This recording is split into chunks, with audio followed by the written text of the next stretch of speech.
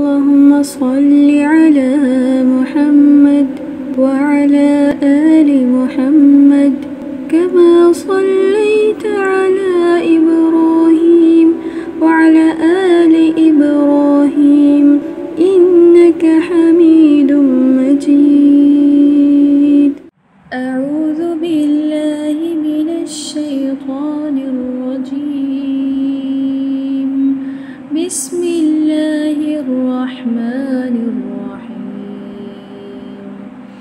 रब्बिश्रह ली सदरी वयस्सिर ली अमरी वहलुल उक़दतम मिन लिसानी यफ़क़हू क़ौली। आज की प्यारी बात, प्यारे नबी सल्लल्लाहु अलैहि वसल्लम ने फरमाया, आदमी की नमाज मस्जिद में उसके घर की नमाज से और बाज़ार की नमाज से 25 गुना बढ़कर अजर सवाब वाली होती है। और ये कि जब बंदा वज़ू करे और अच्छा खूबसूरत वज़ू करे, फिर मस्जिद जाए सिर्फ़ नमाज के लिए, तो उसके हर कदम के बदले अल्लाह ताला एक नेकी बढ़ा देता है और एक गुनाह मिटा देता है। और जब तक नमाज में है उस वक्त तक फ़रिश्ते उसके लिए रहमत की दुआएं मांगते रहते हैं और उसके मुसल्ला पर मौजूद होने तक कहते रहते हैं, ए अल्लाह इस पर रहमत व बरकत नाजिल फरमा। और जब तक कोई नमाज का मुंतज़िर रहे तो वो भी नमाज ही की हालत में है। ये बुखारी और मुस्लिम की हदीस है। कितनी प्यारी बात है। इस हदीस की रोशनी में आज हम देखेंगे मस्जिद के आदाब। मस्जिद वो जगह है जहाँ पर हम इल्म हासिल करते हैं, दीन का इल्म, है ना। तो हम मस्जिद में, तालीमी इदारे में के जब आदाब देखेंगे, मदरसा और मकतब, ये सब ऐसी जगह हैं जहाँ पर हम इल्म हासिल करने के लिए जाते हैं। मसाजिद ज़मीन में अल्लाह ताला का घर है। अल्लाह ताला ने इन्हें बनाने, बुलंद करने और आबाद करने का हुक्म दिया और मुसलमानों को मसाजिद में दाखिले के आदाब बताए। पहली बात यह है कि मस्जिद में सिर्फ़ अल्लाह ताला को राज़ी करने के लिए, अल्लाह ताला को खुश करने के लिए जाना चाहिए। दाखिल होते वक्त मस्जिद हो, घर हो, तालीमी इदारा हो, यानी आपका स्कूल, यूनिवर्सिटी, कॉलेज, कोई भी जगह, तो ख़ास तौर पर मस्जिद, सबसे पहले क्या करेंगे, दायां पाँव अंदर रखेंगे, अल्लाह ताला और नबी पाक सल्लल्लाहु अलैहि वसल्लम पर दुरूद भेजेंगे। मस्जिद में दाखिल होने की दुआ जो है वो हम मस्जिद में दाखिल होते वक्त भी पढ़ेंगे, स्कूल, कॉलेज, यूनिवर्सिटी में दाखिल होते वक्त भी पढ़ेंगे और हर वो जगह जहाँ पर हम इल्म हासिल करने के लिए जा रहे हैं हम इंशाअल्लाह ये दुआ पढ़ेंगे। अल्लाहुम्मा फ़्तह ली अब्वाब रहमतिका, है अल्लाह मेरे लिए अपने रहमत के दरवाज़े खोल दे। ये तो हमने पिछले बिस्मिल्लाह वाले लेक्चर में भी देखा था ना कि हमें घर से वज़ू करके जाना है, ठीक है, उससे ज़्यादा नेकियां मिलेंगी। और आज की हदीस में भी हमने ये बात सुनी कि जब हम मस्जिद की तरफ जाते हैं, वज़ू करके मस्जिद की तरफ जाते हैं, तो हर कदम पर एक गुनाह मिटता और एक दर्जा बुलंद होता है, ठीक है। बहरहाल अगर हम मस्जिद में जाते हुए वज़ू ना कर सकें तो मस्जिद से में अंदर वज़ूगाह बनी होती है जहाँ पर हमें वज़ू करना चाहिए। वज़ू करते वक्त भला किस बात का ख़याल रखना है कि हमने पानी ज़ाया नहीं करना और बिस्मिल्लाह पढ़ के वज़ू शुरू करना है, ठीक है। इसके अलावा कुछ बातें और हम ख़याल रखेंगे। मस्जिद में ऊंची आवाज़ से बातें नहीं करनी चाहिए, शोर नहीं मचाना चाहिए, कहका लगाकर हंसना और इस तरह के मस्जिद की ताज़ीम में, मस्जिद के अदब में फ़र्क आए, इससे हमें बचना चाहिए। बच्चों को मस्जिद में शरारत करने से भी बचना चाहिए, ठीक है ना। बाज़ औक़ात दोस्त साथ होते हैं, इसके चुटकी काट दी, उसके गुदगुदी कर दी, इस तरह की बातें मस्जिद के अदब के ख़िलाफ़ हैं। और मस्जिद जाते हुए साफ़ सुथरे कपड़े पहनने चाहिए। कपड़ों की तरह जिस्म का पाक साफ़ होना भी ज़रूरी है और ख़ास तौर पर ख़याल रखना चाहिए कि इंसान की जुराबें, लिबास गंदा ना हो, उसके जिस्म से किसी तरह की बू ना आ रही हो, ताकि दूसरे लोग उसकी वजह से नमाज में तंग ना हो। इसी वजह से प्यारे नबी सल्लल्लाहु अलैहि वसल्लम ने मस्जिद में प्याज खाकर आने से मना किया, क्योंकि प्याज खाने के बाद मुंह से उसकी स्मेल आती है। तो इसी से अंदाज़ा कर लें कि अगर कपड़े मैले हों और कपड़ों से पसीने की और मैल की बू आ रही हो तो दूसरे लोग कितने तंग होंगे, वो सुकून से नमाज नहीं पढ़ सकेंगे। क्योंकि नमाज में बहरहाल कंधे से कंधा मिला के खड़े होना होता है, बिल्कुल करीब। हम ऐसा नहीं कर सकते ना कि किसी से हमें स्मेल आई तो हम थोड़े पड़े होकर खड़े हो जाएं, इस तरह तो सफ़ टूट जाएगी। तो ज़रूरी है कि हम साफ़ सुथरे हालत में, साफ़ सुथरे कपड़ों और साफ़ जिस्म के साथ, जिसमें स्मेल ना आए, हम मस्जिद में जाएं। मस्जिद से जाने से पहले लड़कों को खुशबू भी लगानी चाहिए। हाँ, बच्चियों को और औरत को खुशबू लगाकर मस्जिद जाने की इजाज़त नहीं है, ठीक है। मस्जिद की सफाई सुथराई का ख्याल रखना चाहिए। मस्जिद में कोई ऐसा काम नहीं करना चाहिए जिससे मस्जिद गंदी हो, यानी खाने पीने की चीज़ें लेकर बैठ जाना और उसकी वजह से हमारे कोई भी खाने के ज़र्रे या खाने के जो बर्तन या इस तरह की चीज़ें, उनसे रैपर वगैरह मस्जिद में गंद डल जाए। और इसी तरह जिस मस्जिद में हम नमाज़ पढ़ने जाते हैं वहाँ पर अपने लिए कोई एक जगह तय नहीं कर लेनी चाहिए, बल्कि मुख्तलिफ़ जगहों पे नमाज़ पढ़ने से भी वो नमाज की जगह ने क़यामत के दिन हमारे हक़ में गवाही देनी है, ठीक है। इसी तरह कोई ऐसी चीज़ जैसे तेज़ धार आला है या कोई ऐसी शय है जिससे किसी को नुकसान पहुंच सकता है, वो लेकर मस्जिद में नहीं जाना चाहिए। मस्जिद में दाखिल होते वक्त या बाहर निकलते हुए एक बात का ख्याल रखना बहुत ज़रूरी है कि अगर रश हो तो उसमें दूसरों से आगे निकलना, पहले दाखिल होना या पहले बाहर निकलने की कोशिश करने में धक्कम पेल ना हो जाए। ये मस्जिद के तक़द्दुस और आदाब के ख़िलाफ़ है। हमें पूरे वक़ार के साथ बाहर अंदर दाखिल होना और बाहर निकलना है। इसके लिए कुछ देर हमें इंतज़ार भी करना पड़े तो ज़रूर करना चाहिए। मस्जिद में नमाज़ पढ़ने वालों के आगे से नहीं गुज़रना चाहिए, बल्कि उनके सलाम फेरने का इंतज़ार करना चाहिए। इसी तरह बाहर निकलते वक्त भला किस बात के ख्याल रखेंगे? बाहर निकलते वक्त हम बायां पाँव पहले बाहर रखेंगे, उसके बाद दायां, और फिर हम अल्लाह ताला का ज़िक्र करेंगे दुआ पढ़ने के ज़रिए, और नबी पाक सल्लल्लाहु अलैहि वसल्लम पर दरूद भेजते हुए निकलना चाहिए। तो अल्लाह ताला का ज़िक्र करना यानी दुआ क्या है? अल्लाहुम्मा इन्नी अस्अलुका मिन फ़ज़लिका, ए अल्लाह मैं तुझसे तेरे फ़ज़ल का सवाल करता हूँ। और मस्जिद से बाहर निकलते हुए दोबारा इस बात की नियत करनी चाहिए कि अल्लाह ताला मुझे अगली नमाज के लिए दोबारा मस्जिद में आने की तौफ़ीक़ अता फ़रमाए। अब हम देखते हैं तालीमी इदारे में जाने के आदाब। तालीमी इदारा हमारा मदरसा हो, कॉलेज, यूनिवर्सिटी, स्कूल, कुछ भी, जहाँ पर भी हम इल्म हासिल करने के लिए जाते हैं या किसी ख़ास उस्ताद के पास, उसके घर में आप पढ़ने के लिए जाते हैं, यानी इल्म हासिल करने की जगह, तो उसके लिए भी कुछ उन बातों को मलहूज़ रखा जाएगा, उन बातों को सामने रखा जाएगा जो मस्जिद के लिए हमने सीखी। हम पहले दायां पाँव अंदर रखेंगे और नियत करेंगे खालिस अल्लाह ताला को खुश करने के लिए इल्म हासिल करने की, ठीक है। फिर हम दुआ पढ़ेंगे अल्लाहुम्मा फ़्तह ली अब्वाब रहमतिका। और इस बात का तो ख़याल रखा है ना इंशाल्लाह आप सब ने, और आज फिर दोहरा लेते हैं इन बातों को कि रात सोने से कबल हम अपने बैग, फ़ाइल, टाइम टेबल के मुताबिक अपनी किताबें वग़ैरह बैग में रख ली हैं, यूनिफ़ॉर्म मौसम के मुताबिक तैयार कर लिया है, जूते जुराबें तैयार हैं। यूँ ना हो कि सुबह उठते ही बिजली ना हो और फिर कपड़े इस्त्री करने वाले हों, शूज़ पॉलिश करने वाले हों, हंगामा मचा खड़ा हो, एक जुराब मिल रही है, एक नहीं मिल रही, और ये धोने वाली है तो धुली किधर है या अल्लाह, और जूता तो मिल ही नहीं रहा, पता नहीं कहाँ फेंका था कल। ऐसे तो नहीं होता होगा ना, आप तो अच्छे बच्चे हैं। तो रात को ही सारी तैयारी मुकम्मल करनी चाहिए ताकि सुबह आराम से तैयार होकर नाश्ता कर सकें और इत्मीनान से बर वक्त स्कूल जा सकें। भला अच्छा मुसलमान कौन है? जो वक्त को बहुत ज़्यादा अहमियत देता है।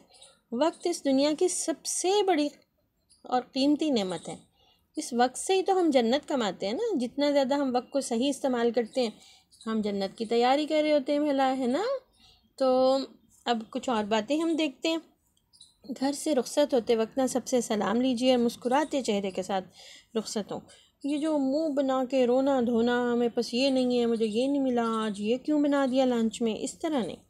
जो चीज़ अल्लाह की तरफ से आपको मिलने वाली थी वो मिल चुकी, और अगर नहीं मिली तो उस पर आपको सब्र करना है। और फिर अल्लाह ने तरीक़ा तो सिखा दिया ना।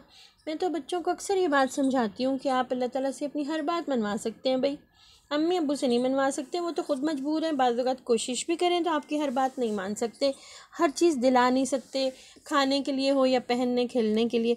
तो आप अल्लाह ताला से मांगा करें ना। तो अल्लाह ताला को कहा करें, अल्लाह ताला मुझे ये चीज़ खानी है, ये चीज़ चाहिए, मुझे लंच में ये चाहिए। अल्लाह ताला बहुत अच्छे तरीके से आपको वो चीज़ आप तक पहुँचा देते हैं।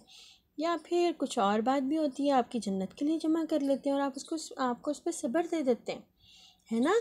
तो बस रोते धोते नहीं स्कूल जाना, या कहीं पे भी परेशान होके, जो बड़े बच्चे हैं वो रोते धोते नहीं हैं, तो सुबह टेंशन परेशानी में मुसीबत समझ के निकलते हैं। इल्म हासिल करने के लिए निकल रहे हैं ना, तो खुशी खुशी अल्लाह की रहमत की तरफ जा रहे हैं, तो खुशी खुशी जाएंगे। अब स्कूल जाते हुए जो भी ज़रिया आप इस्तेमाल करते हैं, सवारी है तो सवारी पे बैठने की दुआ पढ़ेंगे, भला क्या है, दोहरा लेना। सवारी कोई भी हो, मोटर बाइक हो, अपना साइकिल हो, या बाबा के साथ गाड़ी में जा रहे हो, या हम स्कूल वैन या बस में जा रहे हो, तो वहाँ पे भी कुछ चीज़ों को हमें मलहूज़ खातिर रखना होता है। ख़ास तौर पर ये कि खामखा का चुलबुलापन और शरारतें जो है ना सफ़र के दौरान वो नुकसान पहुँचा सकती हैं। अब हम स्कूल पहुँच गए ना, तो सवारी से उतर के तो हमने दुआ पढ़ ली, इंशाअल्लाह याद रहेगा ना ये बात। और यहाँ पर एक और दुआ भी ज़रूर पढ़ लें, रब्बि ज़िदनी इल्मा और अल्लाहुम्मा इन्नी असअलुका इल्मन नाफ़िअन, ये वाली दुआ जो हमने कल सीखी, ठीक है ना। और क्लासरूम में दाखिल होते वक्त फिर हम दायां पाँव अंदर रखेंगे और दुआ पढ़ेंगे, अल्लाहुम्मा जालनी अब्वाब रहमतिका भी पढ़ सकते हैं, रब्बि ज़िदनी इल्मा भी पढ़ सकते हैं, और अल्लाहुम्मा इन्नी असअलुका इल्मन नाफ़िअन भी पढ़ सकते हैं, है ना। पर जितना अल्लाह के लिए अपने आप को खालिस करेंगे ना बच्चों, फ़ायदे ही फ़ायदे, नेकियां ही नेकियां, और अल्लाह ताला आपके सीने को, आपके दिल को इल्म के लिए ऐसा खोल देगा, और उसकी इतनी बरकत आपकी ज़िंदगी में होगी, सुभान अल्लाह। ये बातें हमें याद रखनी है, और शैतान ही हमें ये बातें भुलाता है, क्योंकि वो नहीं चाहता। पढ़ना तो हमें से हर एक ने है, स्कूल भी जाना है, कॉलेज भी जाना है, किताबें भी पढ़नी है। वो चाहता ही नहीं कि उनसे हमें वो फ़ायदा मिले जो हमें अल्लाह के करीब कर दे, अल्लाह से और प्यारे नबी से मोहब्बत हमारे दिल में डाल दे, सही सही रास्ते पर चलने वाला अच्छा सा बाअमल मुसलमान बना दे। इस तरह का मुसलमान इतना काबिल और ऐसा होशियार के उम्मत मुस्लिमा को इस दुनिया की क़यादत मिल जाए, लीडर बन जाए हम।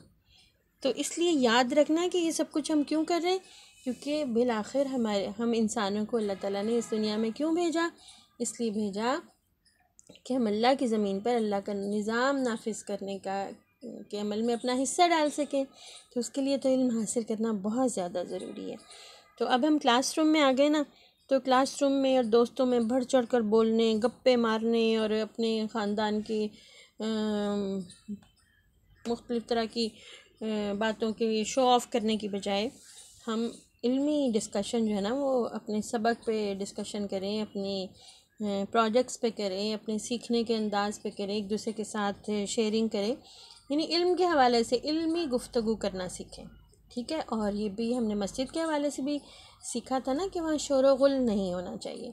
और मैंने जब सूरह अनकबूत पढ़ी ना, तो मुझे उसकी आयत से भी समझ में आई कि उस्ताद के सामने हमारी आवाज़ जो है ना वो आहिस्ता होनी चाहिए, उस्ताद की आवाज़ से ऊंची आवाज़ नहीं होनी चाहिए हमारी।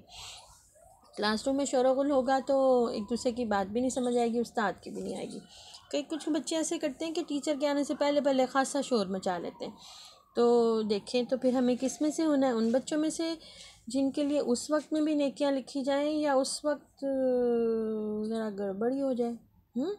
तो क्या ख्याल है, अगर उस वक्त भी हमने नेकियां लेनी है भी टीचर के आने से पहले, तो हम उनके आने से पहले जिस भी सब्जेक्ट का की क्लास शुरू होने वाली है उसकी चीज़ें तैयार कर लें। हल्की फुल्की गुफ्तगू जौली अंदाज में अपने दोस्तों से की जा सकती है, लेकिन आवाज़ ऊंची ना हो, ये बात जहन में रखें।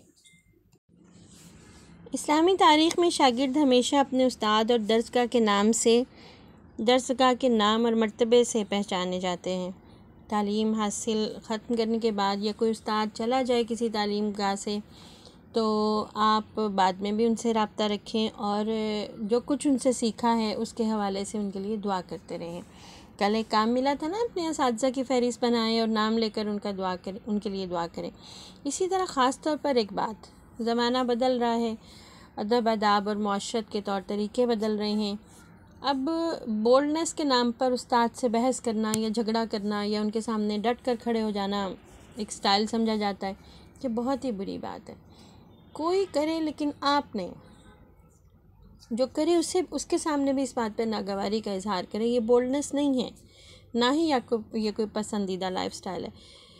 उस्ताद से झगड़ा करना या उस्ताद से बदतमीज़ी करना बहुत ही ज़्यादा बुरी बात। इसी तरह उस्ताद की ग़ीबत करना भी उसकी इज़्ज़त और ताज़ीम के ख़िलाफ़ है, या उन पर गुस्से का इजहार करना। हमें इन सब चीज़ों से बचना है। उस्ताद की तरफ से अगर कुछ सख्ती हो तो उस पर भी सब्र करना चाहिए कि वो हमारे लिए, हमारी बेहतरी के लिए है। आपका होमवर्क नामुकम्मल है या आपका प्रोजेक्ट पूरा नहीं हुआ या आपका भी कुछ सबक या कोई कंसेप्ट ऐसा है सीखने वाला रहता है, कुछ याद करने वाला रहता है, तो असातिज़ा तो बार बार याद दहानी करवाएंगे, कोशिश करेंगे कि आप अपना काम मुकम्मल कर लें। और बच्चों को ये सख्ती लगेगी, कभी कभी इस पर उनकी सरदर्श भी हो जाती है। तो उस्ताद की सख्ती पर सब्र करना आपके कल के लिए बेहतर है, आपके मुस्तकबिल के लिए बेहतर है।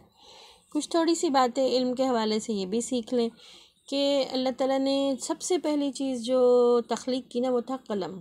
बुखारी शरीफ की हदीस है कि इल्म को लिख कर सीखना चाहिए। असातिज़ा जब पढ़ा रहे हों, जो बड़े बच्चे हैं लिखना सीख चुके हैं, वो चाहिए उन्हें कि वो नोट्स बनाएं, छोटे छोटे अल्फाज की सूरत में अहम बातों को लिखते जाएं। और इल्म की लिखी हुई बातों के अंदर एक ऑर्डर, एक तरतीब और तंजीम होनी चाहिए। अगर आप लिख के करेंगे ना ये, तो इंशाल्लाह आपको याद रहेगा। फिर तिरमिज़ी की हदीस है कि इल्म पर अमल करना चाहिए, यानी जो कुछ आप सीख रहे हैं ना, जो कुछ आप पढ़ रहे हैं ना, उसमें से अमल की बातें ढूंढें। मुझे इसको पढ़ के क्या करना है। इल्म सीखने के बाद उसे छुपाना नहीं चाहिए, बल्कि उसे फैलाना चाहिए। इस पर बेशुमार हमें कुरान की आयत भी मिलती हैं, हदीस भी मिलती हैं। इल्म फैलाने से हम इल्म बढ़ता है। तो कैसा लगा आज का ये सब चीज़ों को मैं आपके लिए तैयार कर रही थी। मुझे ख़ुद बहुत अच्छा लगा इन सब चीज़ों को सीखना, याद दहानी हो जाती है। अल्लाह ताला से दुआ है कि वो हमारे लिए इस इल्म को नूर बना दे और मीज़ान में नेकियों का पलड़ा भारी करने के काबिल बना दे। और जो इल्म हम सीखें, नाफ़े इल्म, फ़ायदेमंद इल्म, इस पर अमल करने और उसे दुनिया के कोने कोने तक पहुँचाने की तौफ़ीक दे और हमें उम्मत मुस्लिमा का बेहतरीन सिपाही बना दे। हौज़ कौसर पर जब अल्लाह के नबी से हमें मिलाए तो वो हमसे राज़ी हो जाए और हमारा दिल उनसे मिल के ख़ुशी से भर जाए। आमीन सुम्मा आमीन।